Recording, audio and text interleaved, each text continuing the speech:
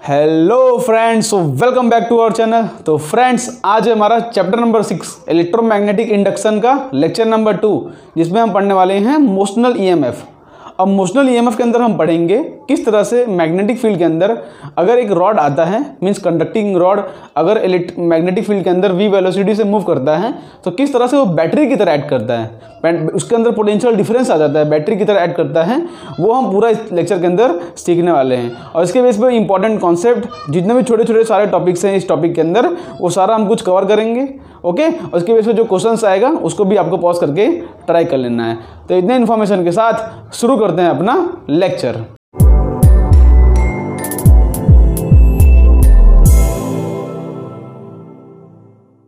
तो फ्रेंड्स, शुरू करते हैं अपना टॉपिक। और लेक्चर को शुरू करने से पहले हम 2 मिनट का कल का रिकैप ले लेते हैं, बिकॉज कल का कॉन्सेप्ट रिक्वायर्ड है इसके अंदर, आज के लेक्चर के अंदर।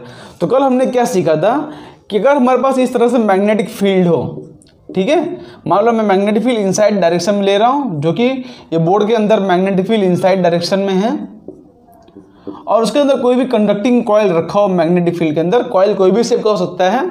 तो मैग्नेटिक फील्ड के अंदर कोई भी कंडक्टिंग कॉइल के अंदर रखा हो और बाई चांस ये मैग्नेटिक फील्ड चेंज कर रही है, ठीक है, बाई चांस क्या कर रही है, मैग्नेटिक फील्ड चेंज मतलब इंक्रीज या डिक्रीज कर रही है। अगर यहाँ पर बोलूँ, अगर बाई चांस मैग्नेटिक फील्ड जो है डिक्रीज कर रही है, चलो ऐसा बोल देता हूँ कि मैग्नेटिक फील्ड जो है डिक्रीज कर रही है, ठीक है। तो मैग्नेटिक फील्ड डिक्रीज कर, हमने बोला कि अगर मैग्नेटिक फील्ड चेंज कर रही, उसके वजह से क्या होगा, फ्लक्स चेंज करेगा। और फ्लक्स जब भी चेंज करता है तभी भी ये कॉइल के अंदर क्या होता है, इंड्यूस्ड ईएमएफ बनता है। और अगर कॉइल क्लोज्ड हो तो अपने आसपास वो करंट बनाता है, ठीक है। वो करंट का डायरेक्शन वगैरह हमने सब निकालना सीखा है। पहली बात तो इंड्यूस्ड ईएमएफ जो बनता है उसका मैग्नीट्यूड आता है E = -d∅/dt। माइनस का टर्म इसलिए आता है बिकॉज हमने लेंस लॉ में पढ़ा है ना कि जो भी हो रहा है उसको अपोज करो तो उसका डायरेक्शन जो है अपोजिट लेते हैं, इसलिए यहाँ पर जो है माइनस का टर्म आ जाता है, वो तो आप समझ जाओगे, ठीक है। E = -d∅/dt। और इसके अंदर जो इंड्यूस्ड करंट बनता है ना, ईएमएफ तो जनरेट हुआ, अगर कॉइल क्लोज्ड है तो इंड्यूस्ड करंट बनेगा। तो इंड्यूस्ड करंट बनता है, उसका फॉर्मूला आता है E = -d∅/dt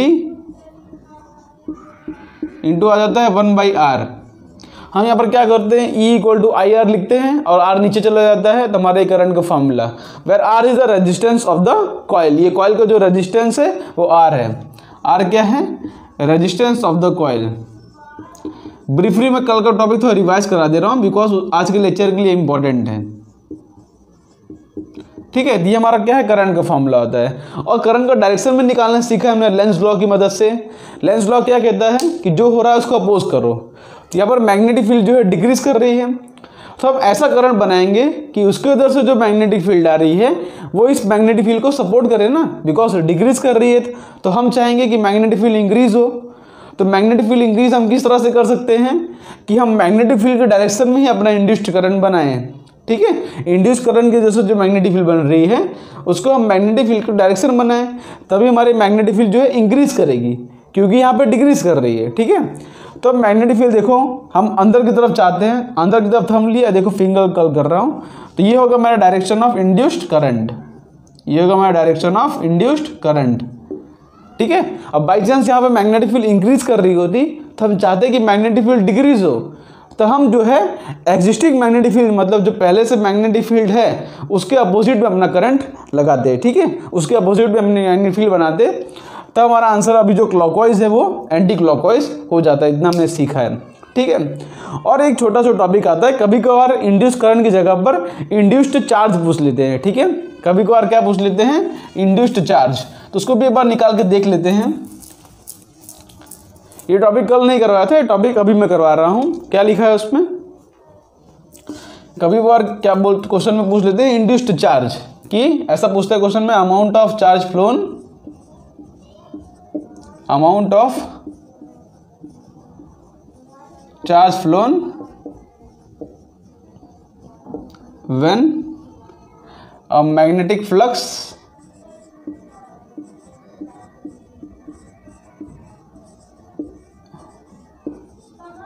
changes from flux initial to flux final, मतलब फ्लक्स कोई इनिशियल होगा, बाद में कुछ मैग्नेटिक फ्लक्स चेंज हुआ, बाद में फाइनली कुछ मैग्नेटिक फ्लक्स आया। तो इस तरह से चेंज हो रहा है मैग्नेटिक फ्लक्स, तब जो है अमाउंट ऑफ चार्ज क्या आता है। तो देखो हमने करंट का फॉर्मूला पढ़ा है ना, करंट का फॉर्मूला क्या पढ़ा है हमने, माइनस ऑफ dq/dt, ये फॉर्मूला पढ़ा है, और इंटू 1/r, ये फॉर्मूला हमने पढ़ा है ना।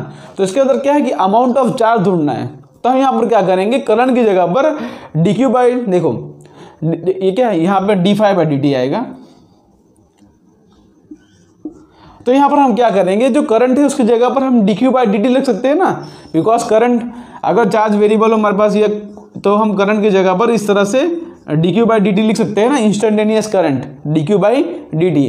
तो यहाँ पर वो पुट करेंगे तो हो जाएगा dq/dt इक्वल टू हो जाएगा minus of d∅/dt into 1/r।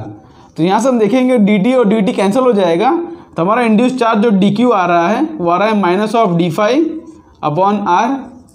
तो इसको इंटीग्रेट करेंगे फ्रॉम फाई इनिशियल से लेके फाई फाइनल तक।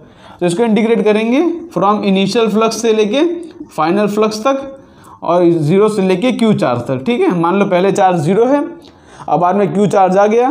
तो यहाँ पर जो q चार्ज का फॉर्मूला क्या आ रहा है, q चार्ज का फॉर्मूला आ रहा है डेल्टा फाई, या तो ऐसा बोलो कि final flux minus of initial flux upon r, ये इसका मैग्नीट्यूड आ रहा है। ठीक है, माइनस ऑफ, देखो मैग्नीट्यूड क्या आएगा, final flux minus initial flux upon r, ये हमारा चार्ज की वैल्यू। तो कभी क्वेश्चन में इंड्यूस्ड चार्ज पूछें तब क्या करोगे, change in flux upon resistance करोगे, और ध्यान से देखोगे कि इंड्यूस्ड चार्ज जो है टाइम पे डिपेंड नहीं कर रहा है, इंड्यूस्ड चार्ज जो है टाइम पे डिपेंड नहीं कर रहा है। तो यहाँ पर किसी भी तरह का कॉइल हो, वो कितने अमाउंट ऑफ चार्ज जो रहेगा हमेशा सेम रहेगा, वो सिर्फ चेंज इन फ्लक्स पर डिपेंड कर रहा है, कितना फ्लक्स चेंज कर रहा है उस पर डिपेंड कर रहा है हमारा इंड्यूस्ड चार्ज। तो कभी कभार एक क्वेश्चन में डायरेक्टली आ जाता है, तो ये अब change in flux upon r कर देना, आपका आंसर आ जाएगा। Amount of charge flown when magnetic flux changes from phi initial से लेके फाई फाइनल तक। तो phi final minus phi initial upon r, direction के हिसाब से पूछे तो यहाँ पर माइनस भी लगा देना, कोई दिक्कत नहीं है। इसको रफ करके अब हम बढ़ते हैं आज का टॉपिक जो कि है मोशनल ईएमएफ। आज हमारा सबसे मेन टॉपिक है मोशनल ईएमएफ, उसके बारे में हम पूरा डिटेल अंडरस्टैंडिंग लेने वाले हैं। तो इस टॉपिक की शुरुआत करते हैं। ठीक है, तो इस टॉपिक की शुरुआत कैसे होती है देख लो। मान लो हमारे पास यहाँ पर एक मैग्नेटिक फील्ड है जो कि अंदर की तरफ है सर कहानी मैग्नेटिक फील्ड से शुरू होती है कि मान लो हमारे पास मैग्नेटिक फील्ड है, तो मान लो हमारे पास मैग्नेटिक फील्ड है जो कि अंदर की तरफ जा रही है इस तरह से, और हम यहाँ पर एक कंडक्टिंग रॉड लेके आ रहे हैं, कंडक्टिंग रॉड। ठीक है, कंडक्टिंग रॉड लेके आ रहे हैं जिसकी लेंथ है L, जिसकी लेंथ है L। और मान लो इसको रॉड को थोड़ा अच्छे से ड्रॉ करता हूं मैं। ठीक है, अब मान लो ये रॉड जो है इस तरफ v वेलोसिटी से मूव कर रहा है। ठीक है, तो देखो ध्यान से, रॉड जो है इस तरह से v वेलोसिटी से अब आगे मूव कर रहा है। अब देखो कहानी की शुरुआत कैसे होती है, मोशनल ईएमएफ की कहानी आई कैसे, मतलब रॉड किस तरह से बैटरी की तरह ऐड करेगा, वो कहानी आती कैसी है। अब देखो हमारे पास एक कंडक्टिंग रॉड है, तो ये क्या है, कंडक्टिंग रॉड।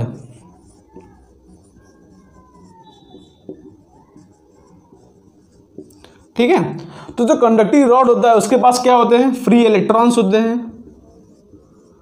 फ्री इलेक्ट्रॉन्स मतलब इसके अंदर बहुत सारे इलेक्ट्रॉन्स होते हैं जो कि फ्री होते हैं। तो अगर ये रॉड v वेलोसिटी से मूव करेगा, हमने कहानी सीखी है ना चैप्टर नंबर 4 में कि अगर पार्टिकल मूविंग है तो उसके ऊपर एक फोर्स लगता है, याद है ना। अगर हमारे पास कोई चार्ज है जो कि मैग्नेटिक फील्ड के अंदर मूव कर रहा है तो उसके ऊपर एक मैग्नेटिक फोर्स लगता है। आपने कहानी सीखी है कि नहीं, आपने कॉन्सेप्ट सीखा है कि नहीं, कि पार्टिकल अगर v वेलोसिटी से मूव कर रहा है मैग्नेटिक फील्ड के अंदर तो उसके ऊपर एक फोर्स लगता है जो कि होता है F मैग्नेटिक फोर्स, जिसका फॉर्मूला होता है Q into V cross B, Q into V cross B हमारा फॉर्मूला है ना। तो देखो यहाँ पे इलेक्ट्रॉन है, अंदर बहुत सारे इस तरह से फ्री इलेक्ट्रॉन्स होंगे, बहुत सारे फ्री इलेक्ट्रॉन्स होंगे। तो इलेक्ट्रॉन इस तरह से v वेलोसिटी से मूव कर रहा है तो डेफिनेटली इलेक्ट्रॉन के ऊपर एक फोर्स लगेगा जो कि हो जाएगा Q into V cross B. तो यहाँ पर फोर्स लिख सकता हूँ मैं E into V cross B electron, और यहाँ माइनस का टर्म भी आ जाएगा बिकॉज इलेक्ट्रॉन के पास नेगेटिव चार्ज होता है। और हमने फोर्स का डायरेक्शन निकालने में सीखा है। फोर्स का डायरेक्शन क्या हो जाता है, हम V से लेके B तक क्रॉस करते हैं, हम V से लेके B तक क्रॉस करते हैं। देखो ये V है मेरा, ये देखो इस तरफ V है मेरा, तो V से लेके B का है अंदर की तरफ, तो V से लेके B तक क्रॉस करता हूँ, जहाँ पर थंब पॉइंट करता है वही होता है मेरा डायरेक्शन ऑफ मैग्नेटिक फोर्स। लेकिन मैंने बताया था कि नेगेटिव चार्ज के केस में उल्टा होता है, बिकॉज नेगेटिव चार्ज के केस में V क्रॉस B का डायरेक्शन तो ऊपर आ रहा है। ये देखो ये है मेरा V क्रॉस B का डायरेक्शन, ये है मेरा V क्रॉस B का डायरेक्शन, है ना। देखो V से लेके B तक क्रॉस कर रहा हूँ तो ऊपर आ रहा है, ये मेरा V क्रॉस B का डायरेक्शन है। लेकिन बिकॉज यहाँ पर नेगेटिव चार्ज है इलेक्ट्रॉन, तो उसके ऊपर जो फोर्स लगता है वो अपोजिट डायरेक्शन में लगता है ना, तो इलेक्ट्रॉन के ऊपर जो फोर्स लगेगा F मैग्नेटिक, वो नीचे की तरफ लगेगा। मैग्नेटिक फोर्स लगेगा इलेक्ट्रॉन के ऊपर, नीचे लगेगा। उसकी वैल्यू क्या आ रही है, ध्यान से देखो, E into V cross B, इसको मैं लिख सकता हूँ minus of E into V B sine theta लिख सकता हूँ ना, V क्रॉस बी को वी बी साइन थीटा। और ध्यान से देखोगे यहाँ पर कि वेलोसिटी देखो इस तरफ है और मैग्नेटिक फील्ड अंदर की तरफ है। ये देखो वेलोसिटी इस तरफ, मैग्नेटिक फील्ड अंदर की तरफ, तो दोनों के बीच में एंगल है 90 डिग्री, तो यहाँ पर ये साइन 90 हो जाएगा 1। तो हमारा फोर्स, मैग्नेटिक फोर्स की फॉर्मूला आ रही है E into V into B, हमारे मैग्नेटिक फोर्स लग रही है इतनी। तो ये मैग्नेटिक फोर्स लगने से होगा क्या, यहाँ पर कंडक्टर में अभी क्या है, सब पॉजिटिव नेगेटिव बिखरे हुए हैं, लेकिन इलेक्ट्रॉन के ऊपर फोर्स नीचे की तरफ लग रहा है। तो एक ऐसा समय आएगा कि सारे इलेक्ट्रॉन्स नीचे की तरफ आ जाएंगे, सारे इलेक्ट्रॉन नीचे की तरफ आ जाएंगे। तो इस तरफ क्या हो जाएगा, डेफिशिएंसी ऑफ चार्ज, इस तरफ एक्सेस ऑफ इलेक्ट्रॉन हो गए, तो इस तरफ डेफिशिएंसी ऑफ इलेक्ट्रॉन हो जाएगा, तो यहाँ पर इस तरफ पॉजिटिव चार्ज आ जाएगा। ठीक है, इस तरफ आ गया पॉजिटिव चार्ज, इस तरफ बिकॉज सारे इलेक्ट्रॉन यहाँ पर शिफ्ट हो गए, तो यहाँ पर क्या हो, इलेक्ट्रॉन की कमी हो गई, इलेक्ट्रॉन की कमी होगी तो यहाँ पर जो है डेफिशिएंसी ऑफ इलेक्ट्रॉन हो गया, इसलिए यहाँ पर आ गया पॉजिटिव चार्ज। तो इस तरह से धीरे धीरे टाइम वाइज क्या होगा कि सारे इलेक्ट्रॉन्स यहाँ पर आ जाएंगे, सारे पॉजिटिव चार्ज यहाँ पर चले जाएंगे, और उसी को जैसे डेवलप हो जाता है यहाँ पर पोटेंशियल का डिफरेंस। बिकॉज ये पॉइंट जो है पॉजिटिव टर्मिनल में है, ये नेगेटिव टर्मिनल है, ये पॉइंट जो हो जाएगा हाई पोटेंशियल पर हो जाएगा, और ये पॉइंट जो हो जाएगा लो पोटेंशियल पर हो जाएगा। तो क्या होता है, कंडक्टिंग रॉड अगर v वेलोसिटी से मैग्नेटिक फील्ड के अंदर मूव कर रहा है, तो इलेक्ट्रॉन बिकॉज यहाँ पर शिफ्ट हो गए, तो उसके अंदर पोटेंशियल डिफरेंस क्रिएट हो जा रहा है, और उसी पोटेंशियल डिफरेंस की वजह से वो एक बैटरी की तरह एक्ट कर रहा है, पोटेंशियल डिफरेंस प्रोवाइड कर रहा है ना। ये पॉइंट जो है हाई पोटेंशियल पर आ गया, ये पॉइंट जो है लो पोटेंशियल पर आ गया। तो इसी फिगर को हम कुछ इस तरह से भी ड्रॉ कर सकते हैं। ठीक है, यहाँ पर देखो ड्रॉ करके दिखाता हूँ। इसी फिगर को हम कुछ इस तरह से ड्रॉ कर सकते हैं, ये पॉइंट जो है हाई पोटेंशियल, ये पॉइंट जो है लो पोटेंशियल। ठीक है, तो यहाँ पर इसी तरह से बैटरी होती है ना, और इसके अक्रॉस जो ईएमएफ आ रहा है ई, उसकी वैल्यू हम अभी ढूंढने वाले हैं। ठीक है, इसके अक्रॉस जो पोटेंशियल डिफरेंस आ रहा है ई की, उसकी वैल्यू हम ढूंढने वाले हैं। लेकिन देखो यहाँ पर हाई पोटेंशियल हो गया, यहाँ पर लो पोटेंशियल हो गया, तो दोनों बीच में क्या हो गया, पोटेंशियल का डिफरेंस। उसी की वजह से ये जो रॉड है हमारा कंडक्टिंग रॉड, जब तक v वेलोसिटी से मैग्नेटिक फील्ड के अंदर मूव करेगा, तब तक उसके अंदर इस तरह से पोटेंशियल डिफरेंस मेंटेन रहेगा। लेकिन जैसे मूव करना बंद कर देगा, तैसे यहाँ पर इलेक्ट्रॉन यहाँ वहाँ जाना बंद कर देंगे, और उसके अंदर ये जो है पोटेंशियल डिफरेंस क्रिएट नहीं होगा। इतनी बात आप समझे, इतनी बात समझे कि नहीं, क्लियर हुआ कि नहीं। इलेक्ट्रॉन मूव कर रहा था, उसके ऊपर मैग्नेटिक फोर्स लगा, जिसकी वैल्यू आती है E इंटू वी, तो सारे इलेक्ट्रॉन यहाँ पर शिफ्ट हो गए, और सारे पॉजिटिव, सारे जो पॉजिटिव चार्ज है यहाँ पर शिफ्ट हो गए। तो हमारा क्या है, ये इस तरह से बैटरी बन गया।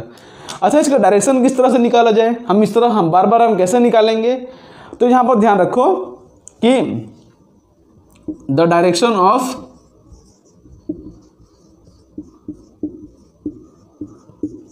Of high potential, the direction of high potential, या तो लिख दो ब्रैकेट में और पॉजिटिव चार्ज। ठीक है, दोनों, क्योंकि जहां पर हाई पोटेंशियल पॉजिटिव चार्ज होगा वहीं पर हाई पोटेंशियल होगा ना। तो डायरेक्शन ऑफ हाई पोटेंशियल और positive charge is given by v cross B, is given by v cross B. बहुत ही इंपॉर्टेंट है, डायरेक्शन निकालने के लिए हमेशा हम v क्रॉस बी करेंगे। हमेशा हमको बैटरी बनाना होगा और हाई पोटेंशियल और लो पोटेंशियल बनाना होगा, तो हाई पोटेंशियल किस तरह से बनाएंगे, आप v क्रॉस बी कर लेना। देखो मैं v से लेके b तक क्रॉस कर रहा हूँ, थंब ऊपर पॉइंट कर रहा है ना, तो ऊपर की तरफ आएगा मेरा हाई पोटेंशियल।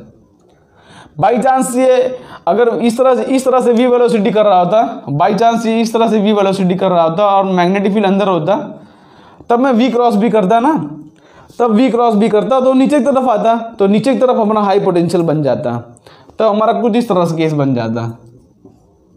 ठीक है, तो हमको हमेशा जो है V क्रॉस B करके डायरेक्शन निकालना है। ध्यान रखना, डायरेक्शन निकालने के लिए हमेशा हम V क्रॉस B करेंगे। मैग्नीट्यूड तभी हम ढूंढेंगे कि EMF का मैग्नीट्यूड क्या आता है पोटेंशियल डिफरेंस का, लेकिन डायरेक्शन निकालने के लिए क्या करना है आपको, V cross B। V cross B क्या बताता है, V क्रॉस B बताता है डायरेक्शन ऑफ हाई पोटेंशियल, क्योंकि इलेक्ट्रॉन जो है उसके अपोजिट डायरेक्शन में है यहाँ पर minus of V cross B में, तो V क्रॉस B में जो है पॉजिटिव चार्ज है, तो इस जगह हाई पोटेंशियल है और नीचे जो है लो पोटेंशियल है। तो डायरेक्शन इसको नोट कर लो आप, डायरेक्शन जो है निकालना है आपको V क्रॉस B से। जहाँ V क्रॉस B आएगा वहीं हाई पोटेंशियल होगा, उसके बाद नीचे वाला लो पोटेंशियल का होगा। तो करंट कहाँ से कहाँ फ्लो करता है, करंट हमेशा हाई पोटेंशियल से लेके लो पोटेंशियल तक फ्लो करता है। मतलब करंट जो है हमेशा इस तरह से हाई पोटेंशियल से लेके लो पोटेंशियल तक करंट फ्लो करेगा। यदि क्लोज कॉइल बनाएगा ना तो करंट इस तरह से फ्लो करना शुरू कर देगा। ठीक है, करंट यहाँ से इस तरह से फ्लो करता है डिस्चार्जिंग के केस में। ओके, तो एक इतना कॉन्सेप्ट क्लियर हुआ। अब हम इसकी मैग्नीट्यूड निकालते हैं, ईएमएफ का मैग्नीट्यूड क्या आएगा, डायरेक्शन निकालना तो आप सीख गए। अब मैग्नीट्यूड किस तरह से निकाला जाए, हमने यहाँ तक देखा कि उसके ऊपर मैग्नेटिक फोर्स लग रहा था। अब देखो, बिकॉज यहाँ पर पॉजिटिव चार्ज यहाँ पर इकट्ठा हो गया, नेगेटिव चार्ज यहाँ पर इकट्ठा हो गए, तो इसके वजह से यहाँ पर एक इलेक्ट्रिक फील्ड बन जाएगी। इसकी वजह से यहाँ पर एक इलेक्ट्रिक फील्ड इंड्यूस हो जाती है। जैसे यहाँ पर करंट इंड्यूस हुआ है ना, जैसे यहाँ पर इसके अगर रॉड मूव कर रहा है उसके अंदर करंट इंड्यूस हुआ, देखो करंट का डायरेक्शन इस तरफ है, करंट इंड्यूस हुआ कि नहीं, उस वजह से यहाँ पर मैग्नेटिक इलेक्ट्रिक फील्ड भी इंड्यूस हो जाती है। बिकॉज यहाँ पर पॉजिटिव और नेगेटिव चार्ज आ गए हैं, तो उसकी वजह से एक इंड्यूस्ड इलेक्ट्रिक फील्ड बन जाती है। और उसका डायरेक्शन कहाँ से है, इंड्यूस्ड इलेक्ट्रिक फील्ड का direction from positive to negative. ये मेरा इंड्यूस्ड इलेक्ट्रिक फील्ड, ठीक है, इंड्यूस्ड इलेक्ट्रिक फील्ड का डायरेक्शन कहाँ है, पॉजिटिव से लेके नेगेटिव चार्ज तक। ये मेरा इंड्यूस्ड इलेक्ट्रिक फील्ड का डायरेक्शन। और इंड्यूस्ड इलेक्ट्रिक फील्ड की मैग्नीट्यूड क्या होगा, देखो यहाँ पर इंड्यूस्ड इलेक्ट्रिक फील्ड का मैग्नीट्यूड क्या होगा, हम यहाँ पर लिख सकते हैं जो ईएमएफ होगा ना, ये जो ईएमएफ है, ईएमएफ जिसको हम बोल सकते हैं पोटेंशियल डिफरेंस डेल्टा वी, या तो इसको ई से रिप्रेजेंट करो। ई इक्वल टू क्या लिख सकता हूँ मैं, क्या लिख सकते हैं, इक्वल टू, देखो मैं लिख सकता हूँ ना कि V by L, equal to क्या लिख सकता हूँ मैं, वी बाई एल लिख सकता हूँ कि नहीं, सॉरी यहाँ पर ई जो है मेरा इंड्यूस्ड ईएमएफ है, तो इंड्यूस्ड ईएमएफ की जगह पर मैं क्या लिख सकता हूँ, ये मेरा v है, इक्वल टू मैं लिख सकता हूँ E इंटू एल, इसका रॉड का लेंथ है L, ठीक है ना। E मेरा इंड्यूस्ड ईएमएफ, इसको आप डेल्टा V समझो, तो V equal to E dot D R आता है ना, minus of E dot D R. Direction हम खुद ही निकाल रहे हैं, यहाँ पर अभी सिंपल लिखो कि E इंटू एल होगा कि नहीं। हमने सीखा है ना कि क्या बोलते हैं कि potential difference equal to E dot D R, E dot E to length, तो यहाँ पर वही लिख रहा हूँ मैं। ये जो ई मेरा ईएमएफ वाला है, या तो इसको स्मॉल ई से रिप्रेजेंट करो, चलो ये स्मॉल ई से, तो इंटू ई इंटू एल हो जाएगा। ठीक है, अब जो इलेक्ट्रिक फील्ड की वैल्यू है हमारी, इलेक्ट्रिक फील्ड की वैल्यू हम कैसे निकालेंगे, यहाँ पर बिकॉज यहाँ पर इलेक्ट्रिक फील्ड है, तो इसके अपोजिट डायरेक्शन में एक लगेगा इलेक्ट्रिक फोर्स। देखो इलेक्ट्रॉन है ना, इलेक्ट्रॉन के ऊपर इलेक्ट्रिक फोर्स कहाँ लगेगा, बिकॉज यहाँ पर इलेक्ट्रिक फील्ड के अपोजिट डायरेक्शन में, क्योंकि इलेक्ट्रॉन है, पॉजिटिव चार्ज होता है उसके ऊपर फोर्स लगता है इलेक्ट्रिक फील्ड के डायरेक्शन में, लेकिन इलेक्ट्रॉन है तो उसके ऊपर फोर्स लगेगा इलेक्ट्रिक फील्ड के अपोजिट डायरेक्शन में। तो इलेक्ट्रॉन उसके ऊपर फोर्स लगेगा इस डायरेक्शन में, जो कि है एफ इलेक्ट्रिक। और एफ इलेक्ट्रिक की वैल्यू क्या आएगी, देखो इलेक्ट्रिक फील्ड बना है तो एफ इलेक्ट्रिक की वैल्यू क्या आएगी, क्यू इंटू, यहाँ पर इलेक्ट्रॉन है तो ई इंटू ई लिखो, माइनस ऑफ ई इंटू ई। ठीक है, ये मेरा फोर्स आ रहा है ऑन द इलेक्ट्रॉन। तो देखो ध्यान से, ऊपर की तरफ लग रहा है इलेक्ट्रिक फोर्स, नीचे की तरफ लग रहा है मैग्नेटिक फोर्स। धीरे धीरे क्या होगा, इलेक्ट्रॉन सारे इकट्ठा होंगे, तो एक ऐसा समय आएगा जब ये magnetic force equal to electric force हो जाएगा। एक ऐसा समय आएगा एट इक्विलिब्रियम, एट इक्विलिब्रियम क्या हो जाएगा, ध्यान से, कि मैग्नेटिक फोर्स का मैग्नीट्यूड हो जाएगा इलेक्ट्रिक फोर्स के मैग्नीट्यूड के इक्वल। ठीक है, तो मैग्नेटिक फोर्स क्या है, ई इंटू मैग्नीट्यूड की बात करूँ तो E into V into B, और इलेक्ट्रिक फोर्स क्या है, ई इंटू ई। तो यहाँ से ये कैंसिल हो रहा है, तो E equal to V B मिल रहा है मेरे को, E equal to V B मेरे को मिल रहा है। इक्विलिब्रियम में क्या होगा, ऊपर की तरफ लग रहा है इलेक्ट्रिक फोर्स, नीचे की तरफ लग रहा है मैग्नेटिक फोर्स, तो E equal to V B मेरे को वहाँ से मिला है। अब हमको इक्वेशन पता है कि EMF की वैल्यू है E इंटू एल, हमको मेन काम तो क्या EMF ढूंढना है, तो EMF की वैल्यू है E इंटू एल, तो जो EMF की वैल्यू आ रही है E की जगह पुट कर दो VB, तो VBL, ये मेरी EMF की वैल्यू आ रही है, ठीक है। E इक्वल टू VBL मैंने एकदम स्टैंडर्ड केस लिया है।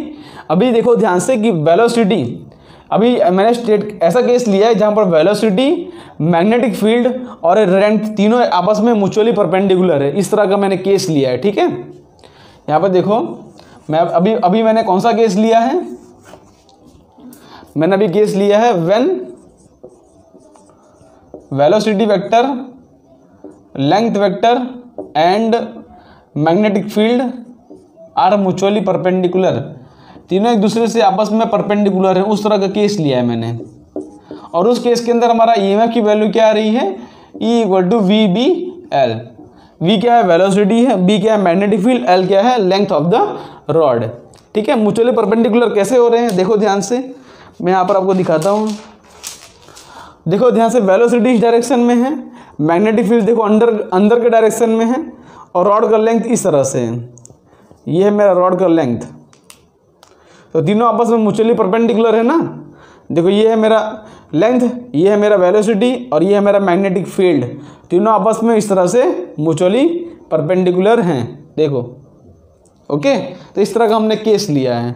तो उस केस में हमारा जो EMF की वैल्यू आती है V into B into L, और उसका डायरेक्शन कैसे निकालना है आपको, उसका डायरेक्शन मतलब हाई पोटेंशियल का डायरेक्शन निकालना है आपको V क्रॉस B से, तो उसका हमको हाई पोटेंशियल का डायरेक्शन मिल जाएगा, उसके नीचे आ जाएगा लो पोटेंशियल का डायरेक्शन। तो इतना कॉन्सेप्ट आपका क्लियर है। जब तीनों म्यूचुअली परपेंडिकुलर हो तो EMF की वैल्यू आती है V into B into L. अब थोड़ा आगे बढ़ते हैं हम।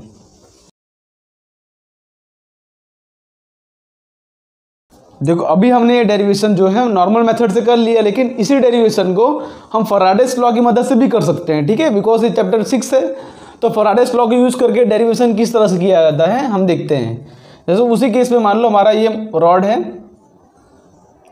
ठीक है, हमारा रॉड है जो कि लेंथ L का है, और अंदर की तरफ मैग्नेटिक फील्ड है, मान के रखो आप, अंदर की तरफ जो है मैग्नेटिक फील्ड है, और ये रॉड जो है V वेलोसिटी से यहाँ पर इस तरह से मूव कर रहा है, ठीक है। इतनी केस आपको पता है। तो फैराडेस लॉ की मदद से किस तरह से हम इसको डेरिवेट करते हैं, तो फैराडेस लॉ कहता क्या है कि मान लो ये रॉड जो है ना, थोड़ा dt टाइम बाद, क्या बोल रहा हूँ कि अज्यूम दैट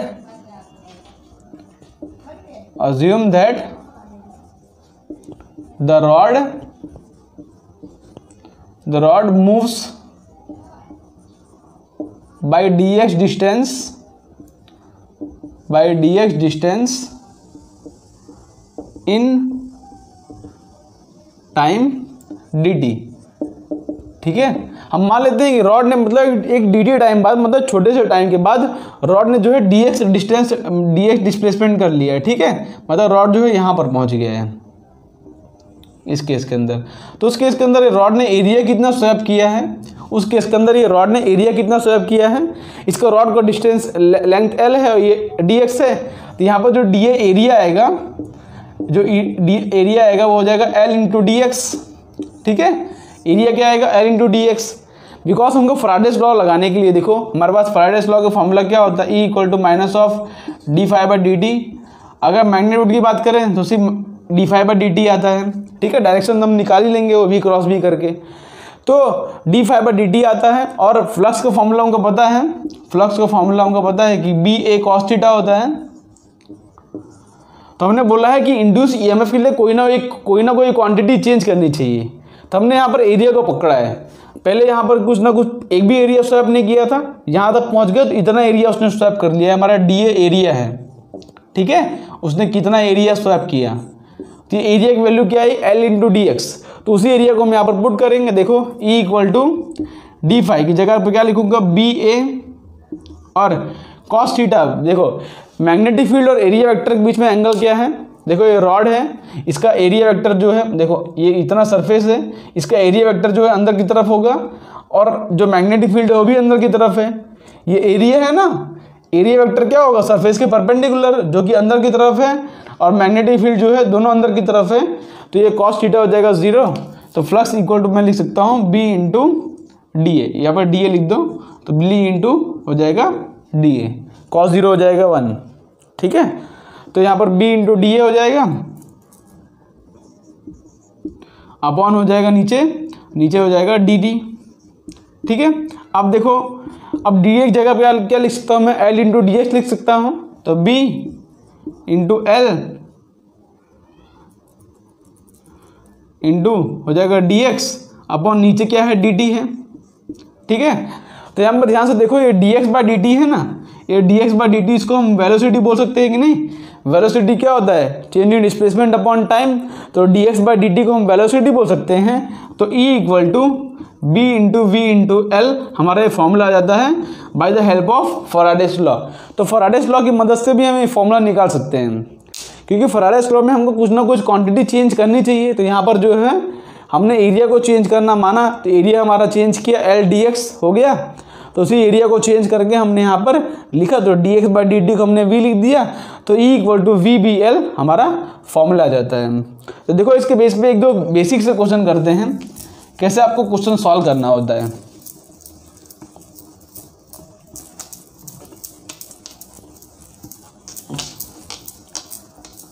ठीक है, मैं यहाँ पर एक सिंपल सा क्वेश्चन देता हूं। मान लो हमारे पास इस तरह से एक रॉड है, मान लो हमारे इस तरह से रॉड है, और यहाँ पर इस तरह से ये रेजिस्टेंस आर दिया है। इसकी वैल्यू समझ लो आर इक्वल टू 10 ओम है, और रॉड है, इसका जो रेजिस्टेंस है मान लो कि 2 ओम है। ठीक है, इतना मैं मान रहा हूँ। और रॉड का लेंथ में मान लेता हूँ 10 मीटर,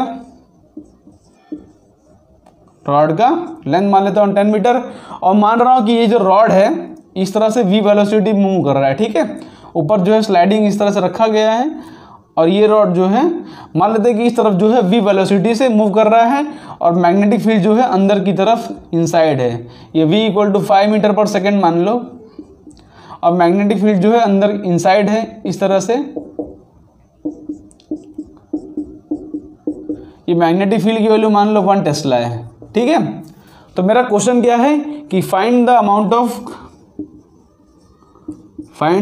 ऑफ करंट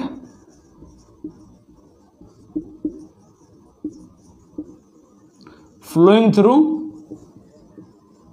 एक सिंपल सा क्वेश्चन है इसके बेस पे, find the amount of current flowing through the resistance R. ठीक है, रेजिस्टेंस आर। तो इसका रॉड का जो रेजिस्टेंस है हमने 2 ओम दिया है, और इसका रेजिस्टेंस 10 ओम है। इस 10 ओम के अक्रॉस कितना करंट फ्लो कर रहा है वही हमको फाइंड करना है।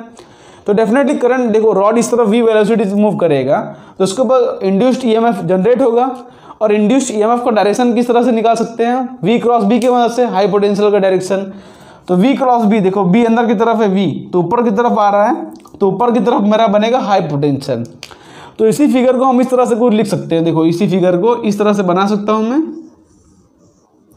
यहाँ पर रेजिस्टेंस R, और यहाँ पर रॉड का रेजिस्टेंस R है ना, उसको मैं यहाँ पर स्मॉल रेजिस्टेंस R बना देता हूँ, और इसी फिगर को मैं इस तरह से लिख सकता हूँ।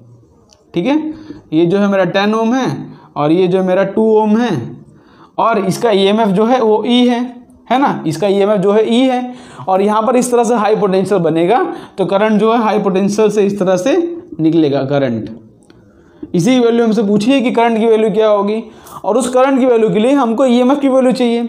और ईएमएफ का हमारा फॉर्मूला क्या है कि v into B into L, ये हमारा फॉर्मूला है। v क्या है मेरा 5 मीटर पर सेकेंड, मैग्नेटिक फील्ड क्या है मेरा 1 टेस्ला, लेंथ कितना है मेरा 10 मीटर। तो मेरा ईएमएफ की वैल्यू आ रही है 50 वोल्ट। ठीक है, ईएमएफ की वैल्यू क्या आ गई 50 वोल्ट। तो E इक्वल टू आ गया मेरा 50 वोल्ट। अब इसके अंदर मेरे को करंट चाहिए, तो करंट की वैल्यू क्या होगी, करंट की वैल्यू फाइंड करेंगे E upon R plus R, total potential upon total resistance. तो टोटल पोटेंशियल कितना है 50 upon R plus R, 10 plus 2 हो रहा है 12, तो हो रहा है 12।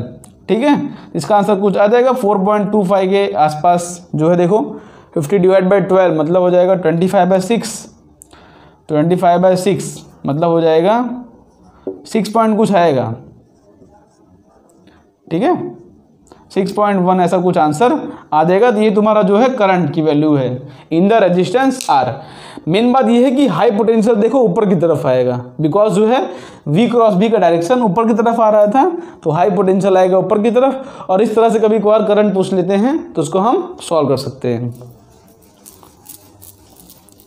अच्छा, इसी क्वेश्चन में थोड़ा वेरिएशन करूँ तो इसी क्वेश्चन में बहुत से वेरिएशन कर सकते हैं। मान लो इसी क्वेश्चन में मैं जरा सा हल्का सा वेरिएशन कर देता हूँ कि एक रॉड की बजाय मैं 2 रॉड ले लूँ तो इस तरह से,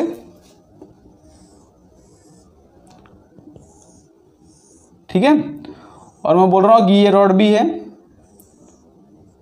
जो कि 10 मीटर का है और इस तरह से v वेलोसिटी जो कि 5 मीटर पर सेकेंड से मूव कर रहा है, ठीक है।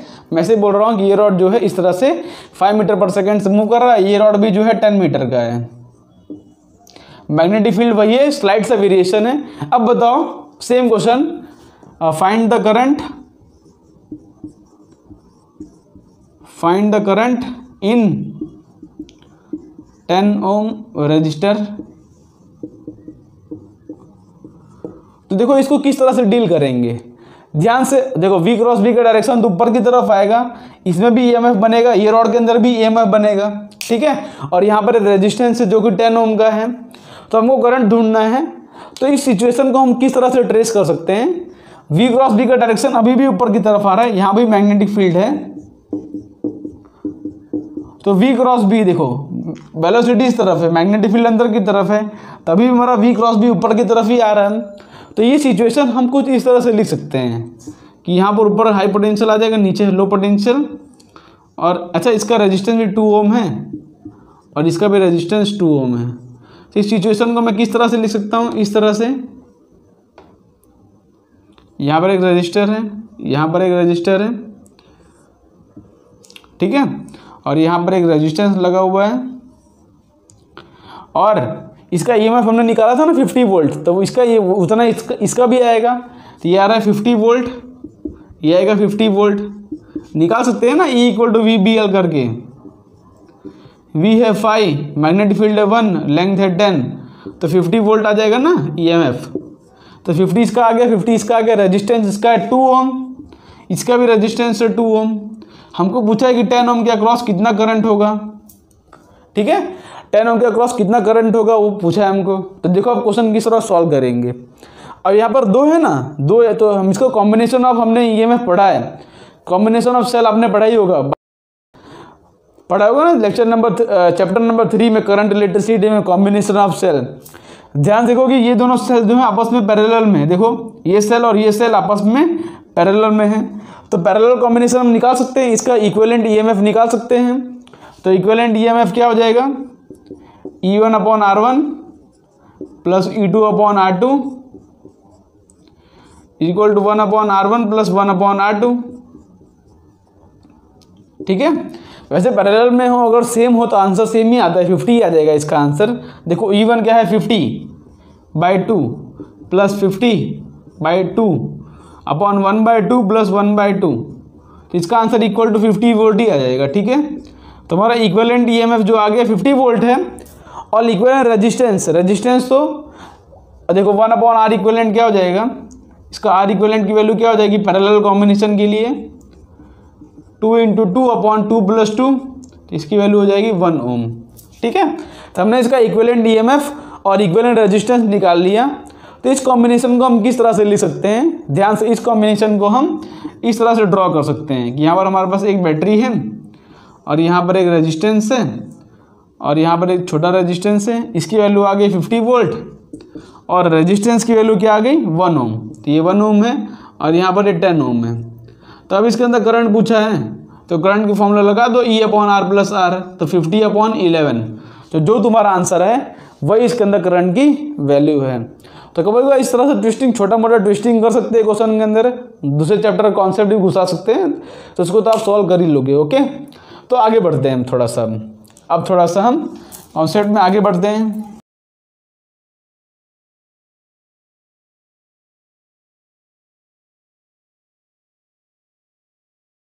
अब डिस्कस करते हैं अपना हम जनरल केस, जिसमें जो है मैग्नेटिक फील्ड, वेलोसिटी और रॉड जो है कोई पर्टिकुलर एंगल पर होंगे। ठीक है, यहाँ पर टॉपिक डाल दो general case. When a magnetic field, velocity and rod का length are at some angle, मतलब इन तीनों म्यूचुअली परपेंडिकुलर नहीं होंगे। ऐसा हम केस लेंगे कि तीनों जो है आपस में म्यूचुअली परपेंडिकुलर नहीं होंगे, कुछ ना कुछ पर्टिकुलर एंगल पर लेंगे। तो यहाँ पर देखो एक मैग्नेटिक फील्ड ड्रॉ करता हूँ मैं, ये मेरा मैग्नेटिक फील्ड लाइंस। ठीक है, अब मान लो देखो ये मेरा रॉड है, जो कि मतलब देखो यहाँ से चलो इस तरफ बोल देता हूँ, ये जो है v वेलोसिटी से इस तरफ मूव कर रहा है। ठीक है, ये रॉड का लेंथ l है और रॉड देखो कुछ v वेलोसिटी से मूव कर रहा है। तो ध्यान से देखोगे तो मैग्नेटिक फील्ड और लेंथ वेक्टर के बीच में कोई ना कोई पर्टिकुलर एंगल है यहाँ पे, और वेलोसिटी और रॉड ये परपेंडिकुलर नहीं है। हाँ, इसको कुछ इस तरह समझो कि कोई पर्टिकुलर एंगल है। चलो इस तरह से मान लो इसको, ये एकदम परपेंडिकुलर नहीं है, रॉड के परपेंडिकुलर नहीं है, ये भी पर्टिकुलर कोई ना कोई एंगल पर है। क्या एंगल है उससे हमको काम नहीं है, बिकॉज फॉर्मूले में जो है हम डायरेक्टली सॉल्व करेंगे उसको, पर इतना ध्यान रखो कि उसके बीच में कोई ना कोई पर्टिकुलर एंगल है। तो फिर से अपना वही नॉर्मल केस लगाएंगे हम, क्या हम मैग्नेटिक फील्ड का फॉर्मूला यूज़ करते थे। तो उसमें केस में क्या होता था कि इलेक्ट्रॉन यहाँ पर आ जाते थे और पॉजिटिव पार्टिकल यहाँ पर आ जाते थे। ठीक है, उसकी वजह से क्या होता है कि यहाँ पर पोटेंशियल डिफरेंस क्रिएट हो जाता है, और जो है ये पॉइंट हाई पोटेंशियल हो जाता है, ये पॉइंट लो पोटेंशियल। डायरेक्शन हम निकालते हैं v क्रॉस b करके। ठीक है, इतना बात तो सेम ही है। उसके बाद हम क्या बोलते हैं कि अगर यहाँ पे नेगेटिव चार्ज आ गया मान लो, और यहाँ पे आ गया पॉजिटिव चार्ज, तो पॉजिटिव से नेगेटिव एक इलेक्ट्रिक फील्ड भी इंड्यूस होता है। पॉजिटिव से नेगेटिव एक इलेक्ट्रिक फील्ड इंड्यूस होता है, और उसके वजह से एक इलेक्ट्रिक फोर्स लगता है इलेक्ट्रॉन के ऊपर। यहाँ पर इलेक्ट्रॉन होगा तो इलेक्ट्रॉन के जो फोर्स लगता है, इलेक्ट्रिक फोर्स, वो इलेक्ट्रिक फील्ड के अपोजिट डायरेक्शन में लगता है। ये होगा फोर्स ऑन इलेक्ट्रॉन। ठीक है, जो कि इलेक्ट्रिक फील्ड के अपोजिट डायरेक्शन में है। और एक मैग्नेटिक फोर्स लगता है जो कि इस तरफ आता है, ये है मेरा मैग्नेटिक फोर्स। तो एक ऐसा केस आता है जब मैग्नेटिक फोर्स और इलेक्ट्रिक फोर्स दोनों इक्वल एंड अपोजिट हो जाते हैं। ठीक है, तो वेक्टर फॉर्म में वो रिप्रेजेंट करें तो यहाँ पर इस तरह से लिखते थे हम, Fe का मैग्नीट्यूड इज इक्वल टू हो जाता है Fm का मैग्नीट्यूड। अगर वेक्टर फॉर्म में लिखा जाए तो Fe vector is equal to minus of Fm vector. तो यहाँ पर Fe की वैल्यू क्या होगी, E into E, F equal to Q into E होता है ना, इलेक्ट्रॉन इसका चार्ज E है, यहाँ पर हो जाएगा E into E equal to यहाँ पर हो जाएगा minus of E into V cross B. इतनी बात आ गई। तो यहाँ से देखोगे E कैंसिल हो गया, तो एक हमको रिलेशन मिला है E equal to minus of V cross B. और दूसरा इक्वेशन हम लिख सकते हैं EMF का, EMF डेवलप होगा ना यहाँ पर, तो EMF का इक्वेशन भी लिख सकते हैं हम। तो यहाँ पर EMF जो कि डेल्टा V होता है, जिसको हम EMF E भी बोल सकते हैं, इसका इक्वेशन क्या आ जाएगा, E minus of E into D L, minus of E into D L. D L length होता है, अलॉन्ग द लेंथ होता है। तो यहाँ पर ये जनरल फॉर्म है हमारा इक्वेशन का, EMF का, minus of E into D L.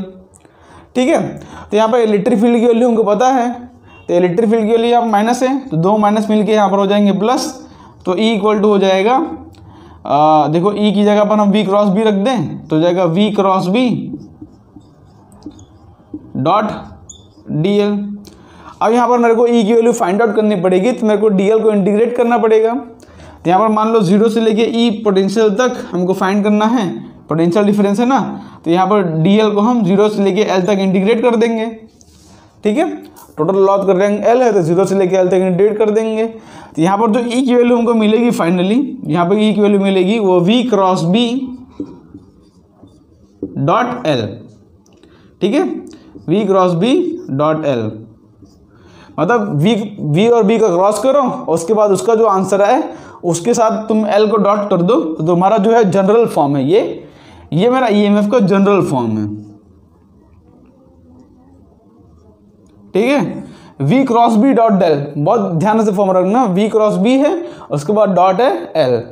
मतलब ये है कि V और B को क्रॉस करो, उसके बाद उसका जो आंसर है उसको L के साथ डॉट कर लो, ये हमारा जो है इक्वेशन बनता है। इसमें देखो ध्यान से कि v और v क्रॉस b, तो v क्रॉस b को हम v भी साइन थीटा लिख सकते हैं। मान लें कि अगर वेलोसिटी और मैग्नेटिक फील्ड के बीच में एंगल थीटा है तो v क्रॉस b को हम v भी साइन थीटा लिख सकते हैं। उसके बाद इसका जो आंसर आएगा उसको हम l के साथ डॉट करेंगे तो हमारा जो है आंसर मिल जाएगा। तो ये इक्वेशन को आपको यूज़ करना है जब कार्टेशियन फॉर्म में आपको दिया हो ना वेलोसिटी मैग्नेटिक फील्ड इस तरह से, तो आपको जो है ये इक्वेशन यूज़ करना है। जैसे मान लो ये क्वेश्चन में आपको दिया हो कि वेलोसिटी है 3i कैप प्लस मान लो 2j कैप, इस तरह से क्वेश्चन दिया हो, और मैग्नेटिक फील्ड है, मान लो देखो कि मैग्नेटिक फील्ड है, मान लेते हैं मैग्नेटिक फील्ड जो है, सॉरी यहाँ पे मैग्नेटिक फील्ड लिखता हूँ, मैग्नेटिक फील्ड है 3k कैप, और उसके बाद उनको लेंथ वेक्टर भी दिया है, ठीक है। मैग्नेटिक फील्ड है 3k, मान लो तुमको लेंथ वेक्टर दिया है along the I cap. For example मैं तो सिर्फ एग्जांपल ले रहा हूँ यहाँ पर, मान लो ये 2i कैप दिए हैं, तो इस तरह से सब वेक्टर फॉर्म में दिया हो ना, तब तुमको ये फॉर्मूला यूज़ करना है, E equal to v cross b। तो पहले हम v और b को क्रॉस करेंगे, तो देखो ध्यान से यहाँ पे v क्रॉस b लिखता हूँ अगर, तो यहाँ पे आएगा देखो i j k का टर्म आ रहा है ना, तो 3i cap plus 2j cap, और इसके बाद इसको क्रॉस करेंगे हम विथ 3k कैप। तो पहला इक्वेशन आएगा 3 3 9 और आ रहा है i cap plus k cap, ठीक है, i cap plus k cap ना 3, और उसके बाद यहाँ पर आ रहा है 2 3 6 और j cap plus k cap. तो ध्यान से देखो इसकी वैल्यू हमको निकालनी पड़ेगी, तो इसके लिए आप ट्रिक यूज़ कर सकते हो कि मान लो अगर i j की आपको दिया हो ना, i j और k, तो अगर आप साइक्लिकली मूव कर रहे हो तो आपका आंसर पॉजिटिव आएगा। जैसे कि अगर i क्रॉस j पूछे तो आपका आंसर k आएगा, j क्रॉस k पूछे तो आपका आंसर i आएगा, i क्रॉस j पूछे तो आपका आंसर यहाँ पे क्रॉस आएगा, ठीक है, i क्रॉस। तो i क्रॉस k पूछा, देखो i क्रॉस k जो कि एंटी साइक्लिक है, साइक्लिक के अपोजिट है, तो तुम्हारा आंसर आएगा माइनस j, यहाँ पर 9 इंटू आ जाएगा माइनस j कैप, और 6 j क्रॉस के पूछा है, देखो साइक्लिक है j क्रॉस के, इसका आंसर आ जाएगा i, तो यहाँ पर आ जाएगा 6i कैप, ठीक है। मतलब हमारा आंसर क्या आ रहा है 6i cap minus 9j cap. इस तरह से क्वेश्चन आपको प्रोसीड करना है, और उसके बाद आपको जो आंसर है उसको आपको डॉट करना है l के साथ। तो हम फाइनली आंसर देखो क्या करेंगे, हम फाइनली E इक्वल टू लिखूंगा, ये v क्रॉस b का आंसर है, v cross b dot l, तो v क्रॉस b का आंसर आया 6i cap minus 9j cap और डॉट l। l कहाँ है हमारा, मैं तो सिर्फ अभी नॉर्मली ऐसे एग्जांपल ले लिया है, l है मेरा 2i कैप, ठीक है, l है मेरा 2i कैप। अब डॉट करना है, ध्यान रखना, और डॉट का आंसर स्केलर आता है, ये ध्यान रखना, यहाँ पे डायरेक्शन मत लिख देना। तो यहाँ पे देखो i डॉट i, मतलब दो वेक्टर अगर मतलब i डॉट i करेंगे तो 1 आता है आंसर, तो 6 2 12 हो जाएगा, और i डॉट j अगर दो वेक्टर परपेंडिकुलर और उनका डॉट प्रोडक्ट हो जाता है 0, तो हमारा आंसर आ गया 12 वोल्ट, ठीक है। 6i के डायरेक्शन नहीं लिखना है यहाँ पर, बिकॉज इसका जो आंसर आता है वो स्केलर होगा। तो कभी कार्टेशियन फॉर्म में दिया तब तो ये इक्वेशन यूज़ कर लेना, लेकिन कभी कभार क्वेश्चन में क्या देते हैं कि वेलोसिटी जो है रॉड के कुछ एंगल पर मूव कर रहा है, लेंथ रॉड के कुछ एंगल पर होगा, तब उसको भी आप इस फॉर्मूले से निकाल तो सकते हो, लेकिन मैं आपको रेकमेंड नहीं करूंगा इस फॉर्मूले से निकालने का, उसको मैं आपको तरीका बताऊंगा, ठीक है। ये फॉर्मूला आपने नोट कर लिया, v cross b dot l। अब देखो इसके बेस पे क्वेश्चन करते हैं। पहले आपको इससे बताऊंगा, उसके बाद हम एक तरीका सीखेंगे, उससे करेंगे, ठीक है। अब देखो मान लो हमारे पास एक रॉड है, मतलब मान लो कि हमारे पास, देखो हमारे पास मान लो ये रॉड है, और इससे कुछ पर्टिकुलर एंगल पर रॉड जो है इस तरह से कुछ मूव कर रहा है, ठीक है। मान लो ये एंगल जो है थीटा इक्वल टू 30 डिग्री दिया है, ये मेरी वेलोसिटी है, और मेरा रॉड है जिसका लेंथ l है, और मान लेते हैं मैग्नेटिक फील्ड जो है अंदर की तरफ है, मान लेते हैं मैग्नेटिक फील्ड जो है अंदर की तरफ है।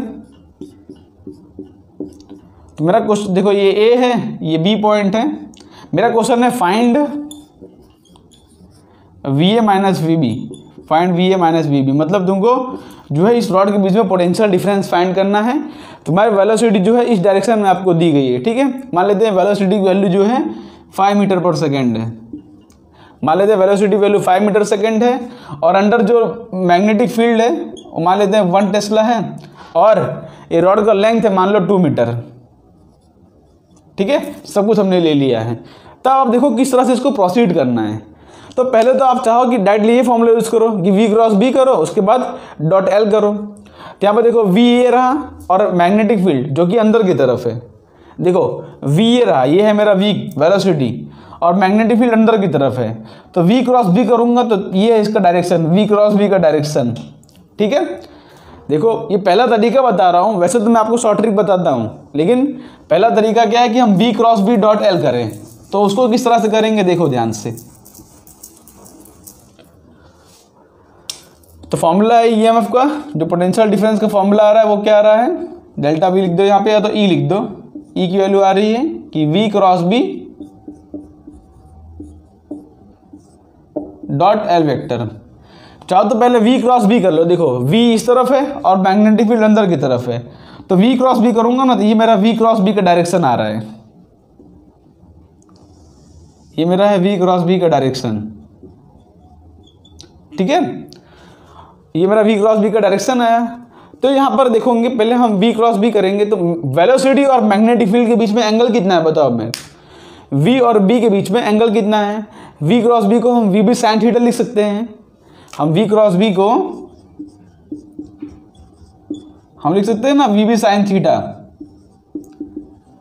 लेकिन बताओ क्या इसके बीच में एंगल 30 डिग्री है? नहीं भाई, वेलोसिटी इस तरफ है, मैग्नेटिक फील्ड तो अंदर की तरफ है ना, तो वेलोसिटी और मैग्नेटिक फील्ड के बीच में तो 90 डिग्री है ना भाई।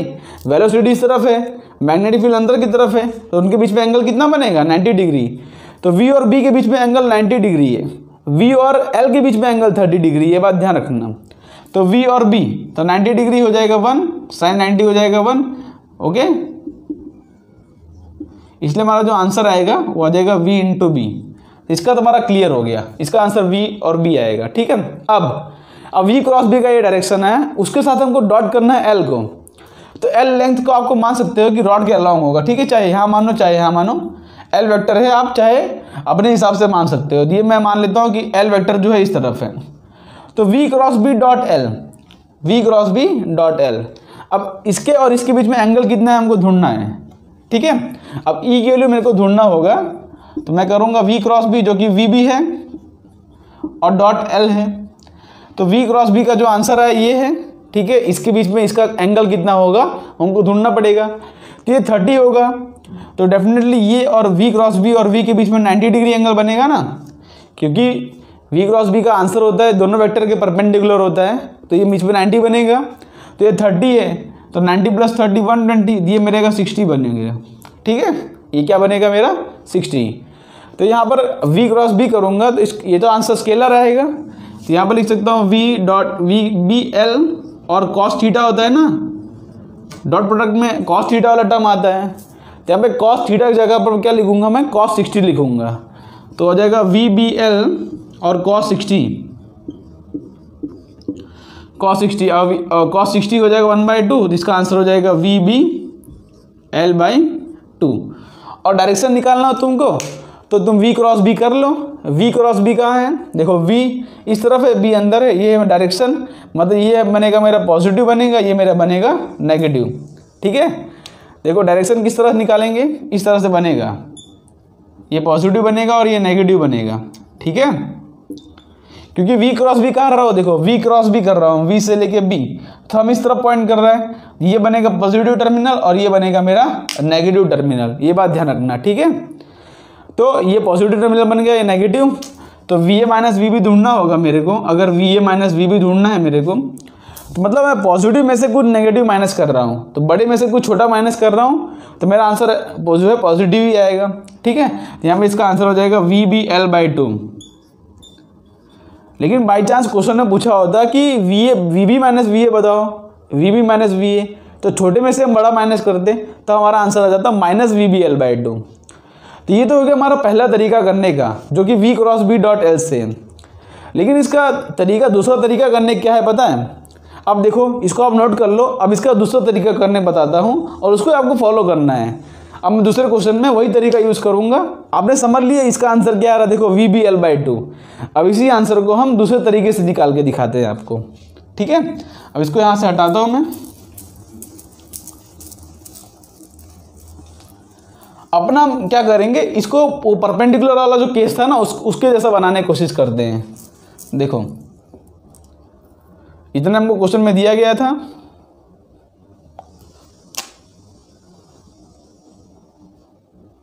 ये हमको v = 5 मीटर पर सेकेंड हमको क्वेश्चन के अंदर दिया गया है। ठीक है, तो अब देखो करेंगे क्या, हम ये वेलोसिटी का दो कंपोनेंट ब्रेक करेंगे और ऐसा कंपोनेंट लेंगे जो कि परपेंडिकुलर हो। पहला वाला केस हमने किया था ना परपेंडिकुलर, तो उसमें क्या था, देखो ये मैग्नेटिक फील्ड, ये वेलोसिटी और मैग्नेटिक फील्ड तीनों आपस में परपेंडिकुलर थे। तो इस केस को हम उसकी तरह बनाने की कोशिश करेंगे। तो इसको क्या करेंगे पता है, इसका वेलोसिटी का हम परपेंडिकुलर कंपोनेंट लेंगे। देखो रॉड के परपेंडिकुलर कंपोनेंट, तो वेलोसिटी का एक कंपोनेंट लूँगा। तो देखो ये होगा v cos 30, ये होगा v sin 30, ये क्या है v sin 30। तो अब मेरा जो परपेंडिकुलर कंपोनेंट वाला वेलोसिटी है वो है v sin 30। तो अपना हम नॉर्मल फॉर्मूला यूज़ करेंगे। देखो जो पहले वाला फॉर्मूला था ना E = BVL, तो BVL, तो यहाँ पे जो v डैश है मेरा ये b × v sin θ × L हो जाएगा। मतलब इन शॉर्ट मेरा जो आंसर हो जाएगा, देखेंगे ध्यान से, देखो b अगर L × v लिखूँ, मेरा आंसर हो जाएगा BL × v sin θ। ठीक है, अगर वेलोसिटी रॉड के कुछ पर्टिकुलर एंगल पर दी है ना, तो रॉड को परपेंडिकुलर कंपोनेंट ले लो जो कि हो जाएगा v sin θ। तो यहाँ पर v sin θ की जगह पर आप सीधा वैल्यू पुट कर दो, देखो आपको डायरेक्टली आंसर आ जाएगा। तो BVL BLV। अब sin θ sin θ क्या है, θ = 30 डिग्री है, तो sin 30 हो जाएगा 1/2, तो 1/2 हो गया। तो देखो E की वैल्यू मेरा सीधा आंसर आ गया BVL/2। अब डायरेक्शन तो आप निकाल सकते हो v क्रॉस b करके, ये है v क्रॉस b, ये डायरेक्शन होगा। मतलब क्या है कि ये हाई पोटेंशियल होगा और ये लो पोटेंशियल, क्योंकि v क्रॉस b हमको हाई पोटेंशियल का डायरेक्शन दिखाता है ना, ये हाई पोटेंशियल होगा, ये लो पोटेंशियल। तो हम इस तरह से लिख सकते हैं, और VA - VB हमारा हो जाएगा BL × V/2। मतलब आपको उसके चक्कर में नहीं पड़ना है कि v क्रॉस b क्या है, डॉट L क्या है, हमको उसके चक्कर में नहीं पड़ना है। वो फॉर्मूला तभी यूज़ करना है जब कार्टेशियन फॉर्म में आपको दिया होगा, मैंने आपको बता दिया। कभी इस तरह से पर्टिकुलर एंगल पर आ जाए तो आप डायरेक्टली ये फॉर्मूला यूज़ करो। ठीक है, अब क्या करो, वेलोसिटी का परपेंडिकुलर कंपोनेंट ब्रेक कर लो और उसके बाद सॉल्व कर लो। ठीक है, आगे बढ़ते, देखो दूसरा क्वेश्चन करते हैं।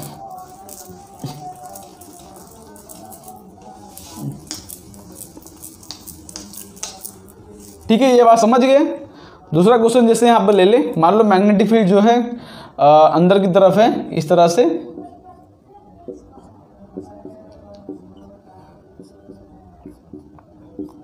ठीक है, मान लेते हैं मैग्नेटिक फील्ड अंदर की तरफ है। और मान लो मेरा रॉड इस तरह से है कुछ, और रॉड जो है कुछ इस तरह से v वेलोसिटी से मूव कर रहा है।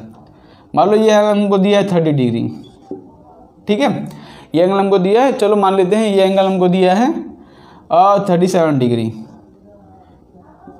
ठीक है। और मान लो ये रॉड का लेंथ L है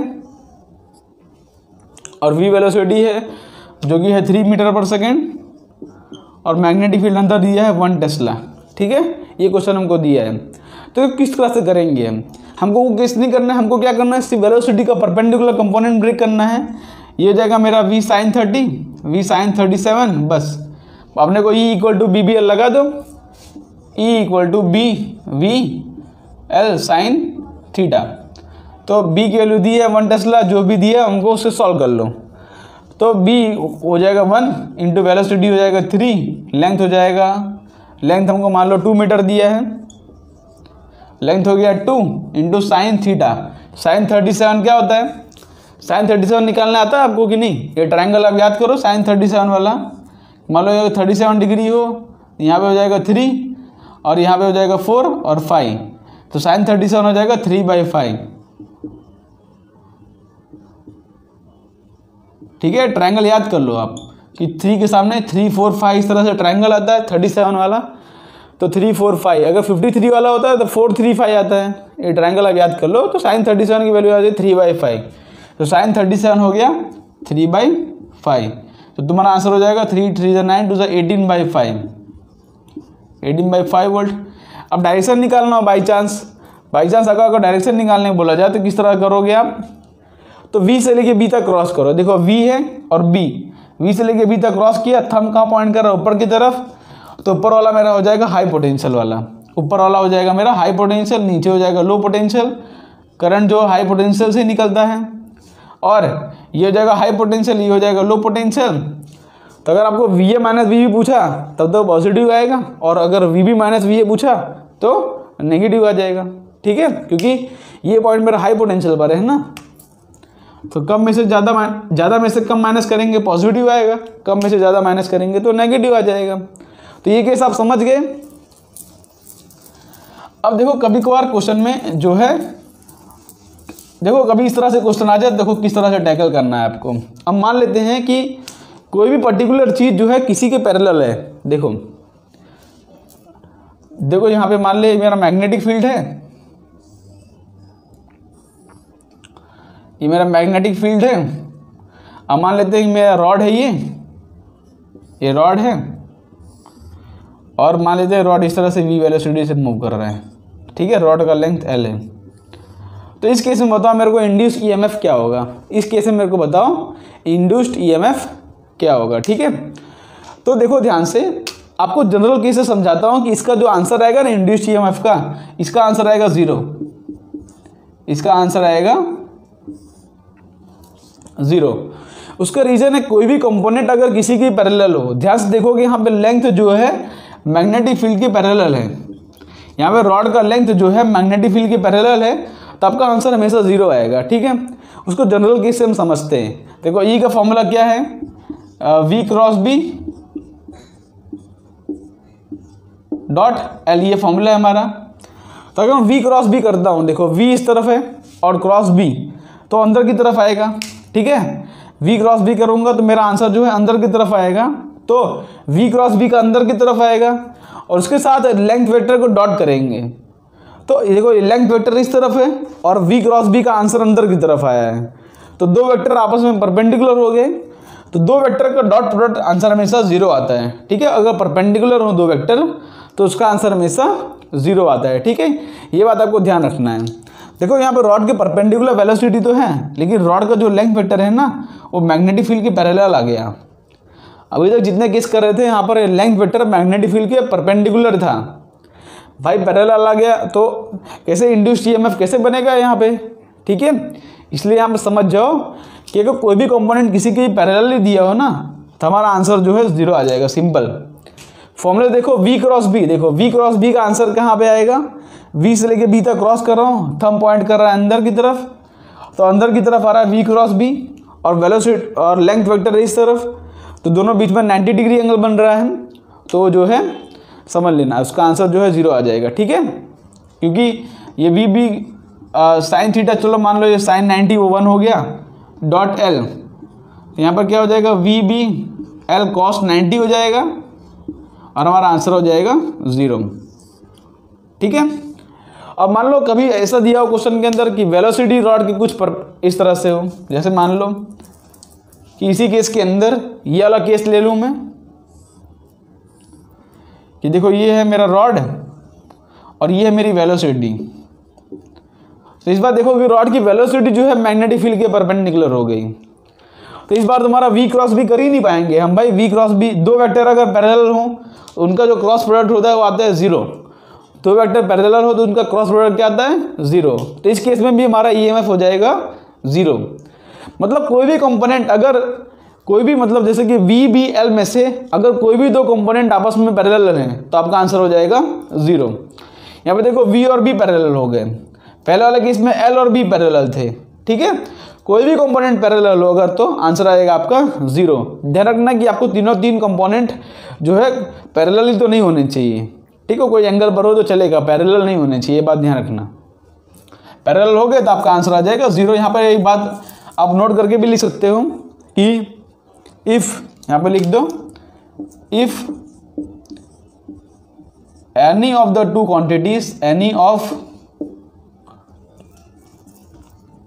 if any of the two quantities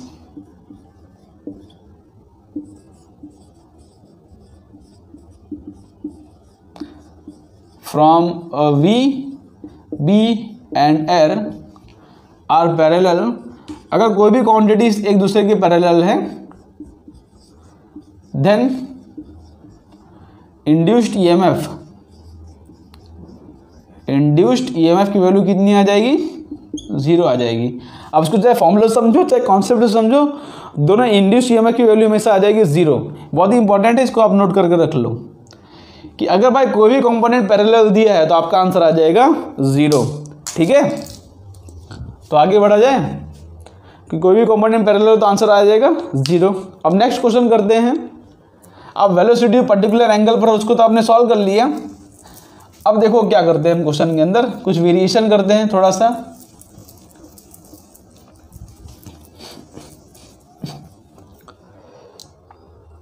अब मान लो कभी कभार क्वेश्चन में इस तरह से दिया रहता है, ठीक है, कि when rod is at some angle, ठीक है। अब रॉड जो है कुछ एंगल पर मूव कर रहा है, ठीक है, तो उस केस में हम किस तरह से करेंगे, देखो ध्यान से। यहां से मान लो ये मेरी मैग्नेटिक फील्ड है, ये मेरी मैग्नेटिक फील्ड है,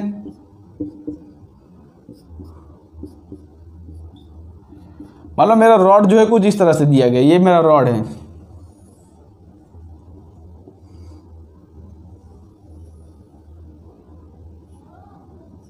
ठीक है। इस तरह से मैं रॉड दिया जो कि लेंथ L है, और रॉड जो है इस तरह से मूव कर रहा है p वेलोसिटी से। मान लो एंगल थीटा ही है, अभी थीटा एंगल दिया है, ये लेंथ L है। अब देखो कि इस बार वेलोसिटी तो इस तरह सीधा जा रही है, लेकिन रॉड जो है कोई पर्टिकुलर एंगल पर है, तो इस केस में हमको किस तरह से सॉल्व करना है। तो इस केस में जैसे हम वेलोसिटी का कंपोनेंट लेते थे ना, जैसे हम वेलोसिटी का परपेंडिकुलर कंपोनेंट ले लेते थे, अब चाहो तो एल का भी परपेंडिकुलर कंपोनेंट ले सकते हो, कोई दिक्कत वाली बात नहीं है। जैसे मान लो देखो ये एंगल थीटा है, ये एंगल थीटा है, ये एंगल भी थीटा होगा, ये हो जाएगा एल कॉस थीटा और ये हो जाएगा एल साइन थीटा, ठीक है। ये हमारा क्या हो जाएगा, एल साइन थीटा। देखो ये एल, देखो ये एल है, ये एल कॉस थीटा, और इसके परपेंडिकुलर ये हो जाएगा हमारा एल डैश, जिसकी वैल्यू है एल साइन थीटा।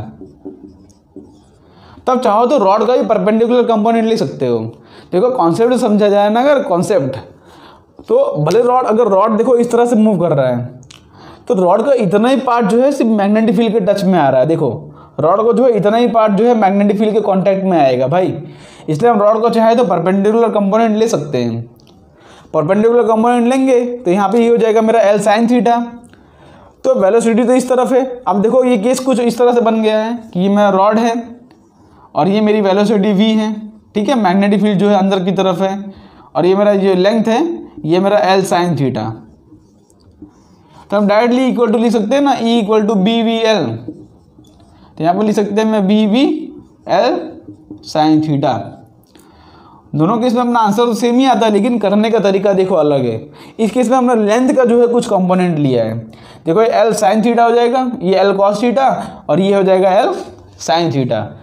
तो ये केस कुछ इस तरह से बन गया, मैग्नेटिक फील्ड अंदर की तरफ B, तो हम लिख सकते हैं B V L sine theta. Okay, तो कभी इस तरह से अगर रॉड भी पर्टिकुलर कोई एंगल पर हो तो उसका भी आप कंपोनेंट ले सकते हो, उसका आंसर आ जाएगा B V L sine theta. Okay, rod का कंपोनेंट ले लो, ठीक है।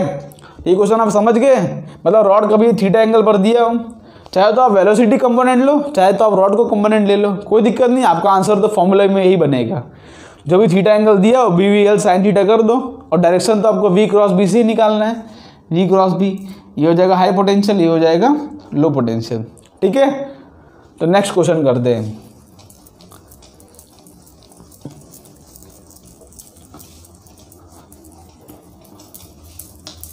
मतलब क्या किया पता है, हमने रॉड कोई पर्टिकुलर एंगल था ना, तो हमने रॉड को जो कंपोनेंट लिया, हमने रॉड का एक्चुअली इफेक्टिव लेंथ ले लिया, मतलब कितना इफेक्टिव लेंथ मैग्नेटिक फील्ड से पास कर रहा है उसको हमने ले लिया है। तो उसके ऊपर से हमारा एक नेक्स्ट कॉन्सेप्ट है, उसको हम सिखा देते हैं आपको, कि यहाँ पर देख लो।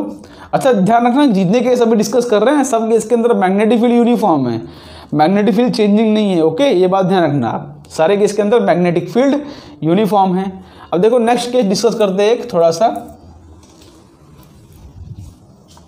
कि इफेक्टिव लेंथ वाला।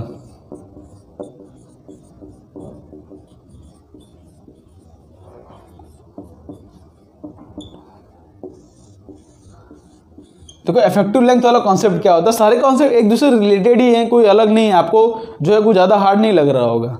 देखो ध्यान से, मान लो मैग्नेटिक फील्ड जो है अंदर की तरफ है इस तरह से, और मैग्नेटिक फील्ड जो है अंदर की तरफ ही ले रहा हूँ जिससे कि आपको ज़्यादा कन्फ्यूजन ना हो। अब मान लो कोई रॉड जो है कुछ इस तरह से दिया गया है, मान लो इस तरह से हमको कोई रॉड दिया गया है, मतलब कोई भी एक जनरल ऐसा भी कोई भी रैंडम हमको जो है रॉड दे दिया गया है, ठीक है। तो देखो अब बोल रहे हैं कि ये रॉड जो है इस तरह से v वेलोसिटी से मूव कर रहा है, बोल रहे हैं कि ये रॉड जो है इस तरह से v वेलोसिटी से मूव कर रहा है। तो कभी आपको इस तरह से कोई भी रॉड दिया गया हो ना जो कि रैंडमली मतलब शेप्ड हो, मतलब हमको रॉड को जो इफेक्टिव लेंथ लेना है भाई।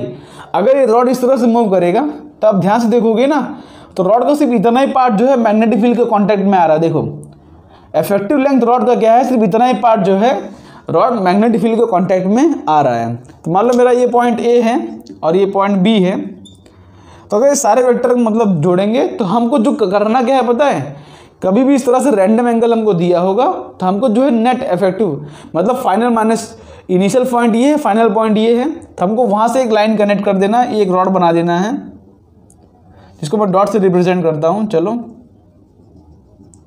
ये बना देना है आपको और फिर इसको आपको सॉल्व कर देना है, ठीक है। ये मेरा हो जाएगा। तो मतलब एक्चुअली ये जो केस है कुछ इस तरह से बन जाएगा कि रॉड जो है इस तरह से v वेलोसिटी से मूव कर रहा है मैग्नेटिक फील्ड के अंदर,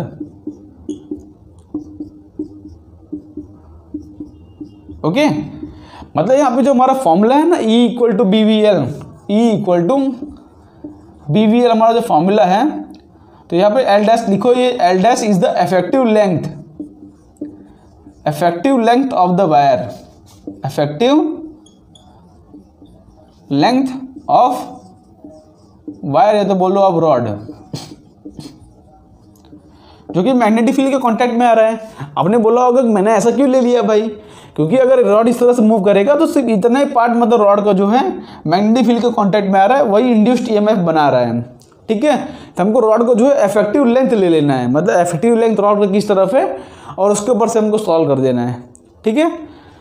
ध्यान रखना है किस, अब देखो इसके ऊपर हम क्वेश्चन कराते हैं आपको। ध्यान रखना कि जो एल होगा इफेक्टिव लेंथ आपको फाइनल माइनस इनिशियल वाला पॉइंट ही कनेक्ट कर देना है, ठीक है। जैसे क्वेश्चन करते हैं हम,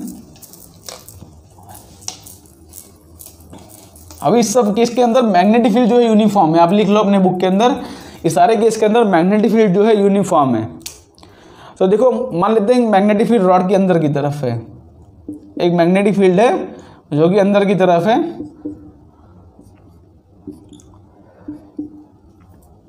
और मान लेते हैं हमारे पास कुछ इस तरह से एक जो है सेमी सर्कल है, ठीक है। मान लेते हैं इस तरह से हमारे पास कोई एक सेमी सर्कल है, चलो इस तरह से बना देता हूं मैं,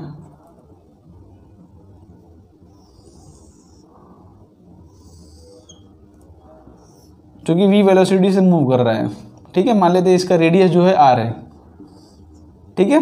मान लेते हैं इसका रेडियस जो है r है। तो आप मुझको आंसर बताओ कि इसका जो है इंड्यूस्ड ईएमएफ क्या होगा, ठीक है। इंड्यूस्ड ईएमएफ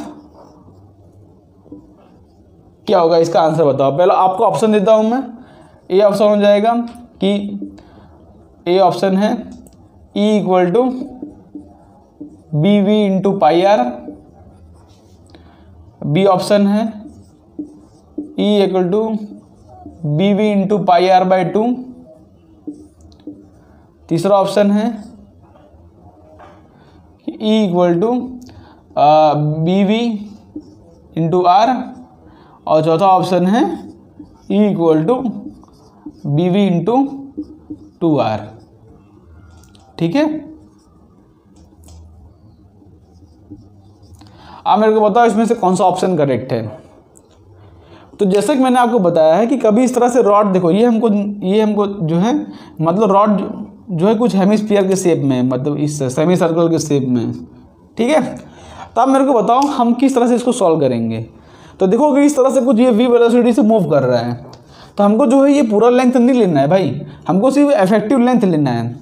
जैसे कि हमने चैप्टर नंबर 4 में किया था, जब फोर्स का फॉर्मूला पढ़ा था ना I L क्रॉस B, तो उसके अंदर L जो लेते थे इफेक्टिव लेंथ लेते थे, ठीक है। तो आपको जो है ये लेंथ लेना है, इफेक्टिव लेंथ। तो A और B के बीच में ये है मेरा इफेक्टिव लेंथ, और ये इस तरह से v वेलोसिटी से मूव कर रहा है, तो हमारा जो इंड्यूस्ड ईएमएफ का आंसर होगा ना, E equal to B V L हमारा जो आंसर होगा, इसमें ये जो है एल डैश है, तो बी वी, इसके देखो ये पाई आर मत रख देना भाई, ये पाई आर होगा, पर इसको मत रखना, आपको रखना है इफेक्टिव लेंथ। तो हमारा इफेक्टिव लेंथ कितना हो जाएगा 2r, तो हमारा ये होगा answer E equal to B V into 2r। उसके बाद पोटेंशियल फाइंड करने को बोले हैं, तो आप V क्रॉस B करके जो है हाई पोटेंशियल वाला फाइंड कर सकते हो। देखो V क्रॉस B, तो ये मेरा हाई पोटेंशियल वाला पॉइंट होगा, तो इस तरह से फिगर बन जाएगा कुछ, ठीक है। ये हाई पोटेंशियल, ये लो पोटेंशियल, अब करंट जो है इस तरह से फ्लो करेगा, ठीक है।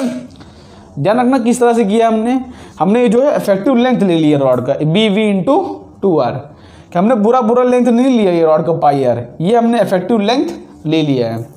मतलब कभी भी क्वेश्चन में आपको इस तरह से फिगर बना के दिया हो, तो आपको जो है इफेक्टिव लेंथ ले लेना है। मान लो कभी क्वेश्चन में इस तरह से बना के दे दिया हो रैंडम, तो आपको जो है ए और बी पॉइंट के बीच में इफेक्टिव लेंथ ले लेना है, उसके बाद आपको सॉल्व करना है। Okay, clear. आगे बढ़ते हैं थोड़ा सा।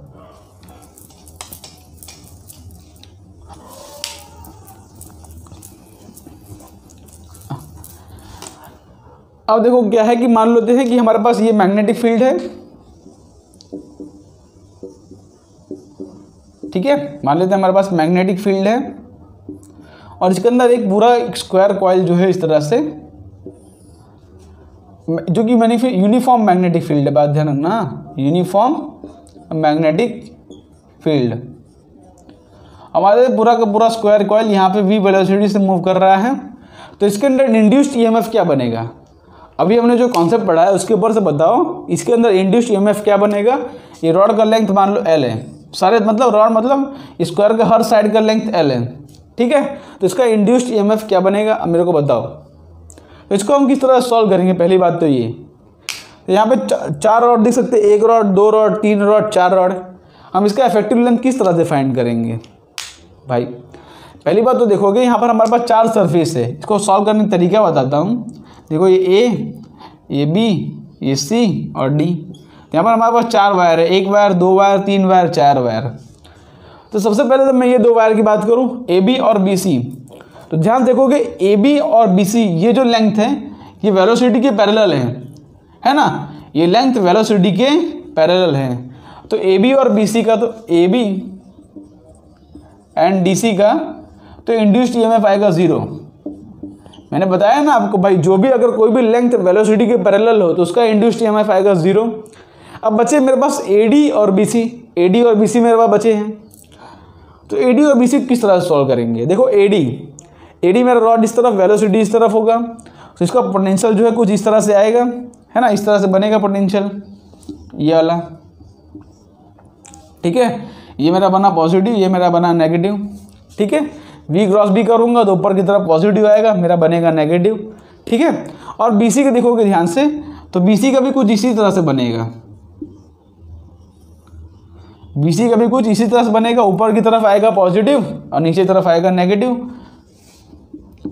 तो ध्यान से देखो, चाहे इसे समझाओ कि इससे बताओ इसका इंड्यूस्ड ईएमएफ क्या बनेगा। तो ध्यान से देखोगे ना, ये कुछ इस तरह से कॉम्बिनेशन बन गया है कि 2 सेल जो है आपस में सीरीज में है। मतलब इसको आप खुला करके देखो इस तरह से, तो आपको कुछ इस तरह से दिख रहा होगा, है ना, आपको देखो कुछ इस तरह से दिख रहा होगा।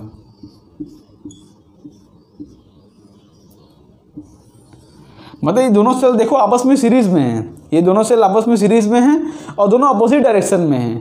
तो आपको इसका ई इक्विवेलेंट जो हो जाएगा ना, आप ऐसे ही जान सकते हो, इसका ई इक्विवेलेंट हो जाएगा 0। भाई एक मान लो पॉजिटिव है, एक तो नेगेटिव हो जाएगा, क्योंकि देखो साइन अपोजिट है, यहाँ माइनस प्लस, तो यहाँ पे प्लस माइनस है, तो यहाँ पे इंड्यूस्ड ई इक्विवेलेंट हो जाता है 0। अगर आपको ऐसे नहीं समझ में आ रहा है तो आप इतना समझ जाओ आप कि इसका देखो, इसका दोनों अपोजिट डायरेक्शन में यार नेट 0 हो रहा है। तो आप ऐसे समझ जाओ कि रॉड का जो है ना, जैसे मान लो इस पॉइंट से मैं पहुंचा, तो रॉड का जो है इफेक्टिव लेंथ 0 है भाई। इनिशियल और फाइनल पॉइंट तो सेम ही है रॉड का ना, पूरा रॉड घूम गया है। जैसे रॉड मान लो यहाँ तक होता तो हम ये इफेक्टिव लेंथ लेते, लेकिन रॉड जो है पूरा का पूरा कंप्लीट है, ये बॉक्स पूरा का पूरा कंप्लीट है, तो इसका जो इफेक्टिव लेंथ है ना एल डैश, वो हमारे 0 है। इफेक्टिव लेंथ इसके केस में क्या है 0। तो एल जो कि इफेक्टिव लेंथ होता है इस केस में हमारा है 0। भाई जहाँ से चले वहाँ से वापस वही जगह पे आ गए, तो लेंथ इफेक्टिव क्या होगा भाई, इनिशियल और फाइनल पॉइंट को कनेक्ट करेंगे तो आंसर 0 ही आ जाएगा। तो L इक्वल टू है 0। इसके हमारा जो E इक्वल टू हो जाएगा BVL, वो इक्वल टू हो जाएगा 0। तो अगर यूनिफॉर्म मैग्नेटिक फील्ड हो, सुन लो, अगर यूनिफॉर्म मैग्नेटिक फील्ड हो और उसके अंदर कोई भी क्लोज्ड कॉइल हो, यूनिफॉर्म मैग्नेटिक फील्ड हो और क्लोज्ड कॉइल हो, तो उसका EMF क्या आ जाएगा 0। उसका EMF क्या आ जाएगा 0, क्योंकि यहाँ पर इफेक्टिव लेंथ क्या हो जा रहा है 0। तो यहाँ पर चाहे स्क्वायर लूँ चाहे सर्कुलर लूँ, अगर यूनिफॉर्म मैग्नेटिक फील्ड है, देखो यहाँ पर लिख दो, in uniform magnetic field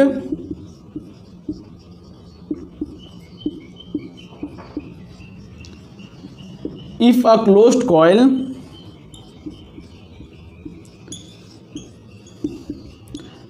is moving with velocity v, is moving with v velocity, its EMF will be 0, its EMF will be 0। अरे भाई क्लोज कॉइल है, चाहे आपको इस तरह समझो कि इसका यार पोटेंशियल जो है नेट पोटेंशियल 0 हो जाएगा, चाहे आप वेलोसिटी वाले समझ लो कि लेंथ इफेक्टिव जो है 0 हो जाएगा, पर आप इतना समझ लो कि उनका EMF जो है वो 0 आएगा। ठीक है, क्लियर है ना। आगे एक लास्ट केस कर लेते हैं कि जब नॉन यूनिफॉर्म मैग्नेटिक फील्ड हो उसको किस तरह से अप्रोच किया जाए। एक क्वेश्चन कर लेते हैं, एक बार यूनिफॉर्म वाला कर लेते हैं, एक बार नॉन यूनिफॉर्म वाला, 2 क्वेश्चंस कर लेते हैं लास्ट में, और उसके बाद हम ये लेक्चर को एंड करते हैं। ठीक है, तो क्वेश्चन लेता हूँ, क्वेश्चन नंबर 1।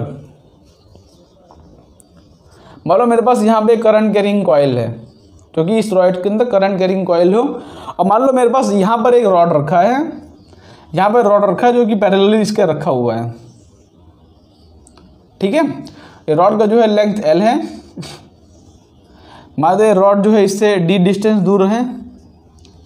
ठीक है, और कुछ मानना चल गया, रॉड का लेंथ L है, B डिस्टेंस दूर है। ठीक है, तो इसको किस तरह से हम अप्रोच करेंगे। मान लो रॉड यहाँ पे V वेलोसिटी से मूव कर रहा है। ठीक है, तो क्वेश्चन ये है कि find the induced EMF, find the induced EMF when rod is at the distance, when rod is at a distance of, कितना डिस्टेंस पे है D फ्रॉम वायर। अब भाई देखो यहाँ पे ये रॉड, देखो यहाँ पे करंट कैरिंग कॉइल है, तो करंट कैरिंग कॉइल अपने आसपास मैग्नेटिक फील्ड बनाती है। यहाँ पे करंट कैरिंग कॉइल ये मैग्नेटिक फील्ड यहाँ पे बनाएगी, मतलब यहाँ पे जो मैग्नेटिक फील्ड है वो अंदर की तरफ है। ठीक है, और यहाँ पर बिकॉज ये लेंथ जो है पैरेलल रखा है, ये लेंथ जो है मतलब रॉड इस तरह से पैरेलल रखा हुआ है, तो सारे पॉइंट के लिए मैग्नेटिक फील्ड सेम होगी। भाई यहाँ पे जितने भी पॉइंट होंगे रॉड के, सारे पॉइंट के लिए मैग्नेटिक फील्ड सेम होगी ना, क्योंकि वो डिस्टेंस सेम ही है सारे पॉइंट का, तो सारे पॉइंट के लिए डिस्टेंस जो है D रहेगा, तो मैग्नेटिक फील्ड जो है इस केस में यूनिफॉर्म है। तो डायरेक्टली हम E इक्वल टू BVL कर सकते हैं, E इक्वल टू BVL। तो मैग्नेटिक फील्ड कितनी आएगी बताओ, करंट कैरिंग कॉइल को जैसे मैग्नेटिक फील्ड कितनी आती है, तो B इक्वल टू लिखेंगे हम μ0/2π इंटू I/D। यहाँ पे इन्फिनाइट वायर को समझो इसको, तो E equal to μ0/2π into I/D, ये मेरे मैग्नेटिक फील्ड की वैल्यू हो गई। इसको यहाँ पर पुट कर देंगे μ0/2π into I/D into V into L, तो ये मेरा आंसर हो जाएगा। अब इसको VL/2πD। ठीक है, सिंपल सा क्वेश्चन है। मैग्नेटिक फील्ड जो है इस करंट कैरिंग वायर की वजह से हुआ, इसलिए हमने उस मैग्नेटिक फील्ड की वैल्यू यहाँ पे निकाल ली। लेकिन मान लो देखो इसी केस के अंदर ये रॉड जो है कुछ इस तरह से रखा हो, तो क्या करेंगे। इसी केस के अंदर मान लो अब जो है इसी केस के अंदर, इसको तो आप समझ गए। अब इसी केस के अंदर क्या करता हूँ मैं, रॉड को कुछ इस तरह से रख देता हूँ। ठीक है, रॉड को कुछ इस तरह से रख देता हूँ, और रॉड जो है V वेलोसिटी से मान लो मूव कर रहा है।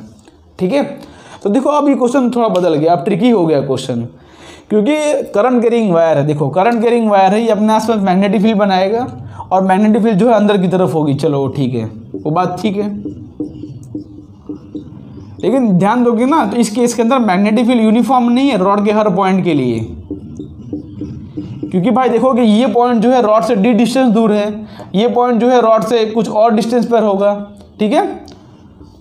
ये पॉइंट जो है रॉड से कुछ d+l डिस्टेंस पर दूर होगा, ये पॉइंट d डिस्टेंस, तो हर पॉइंट जो है रॉड के जितने भी पॉइंट्स हैं यहाँ पर हर पॉइंट जो है अलग अलग डिस्टेंस पर है।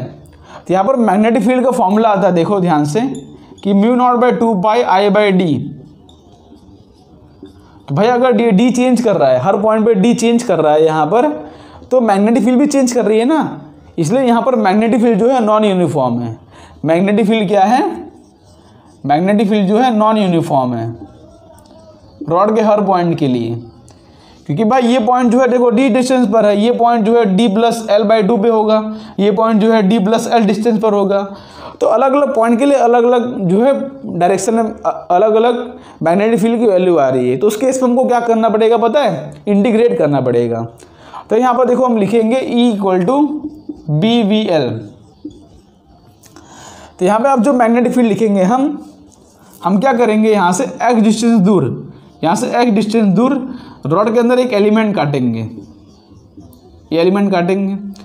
तो ये एलिमेंट के लिए मैग्नेटिक फील्ड कांस्टेंट होगी, सिर्फ इसी एलिमेंट के लिए। मान लो x डिस्टेंस दूर है तो मैग्नेटिक फील्ड जो है कुछ ना कुछ आएगी। तो यहाँ पर मैग्नेटिक फील्ड क्या लिखूंगा मैं?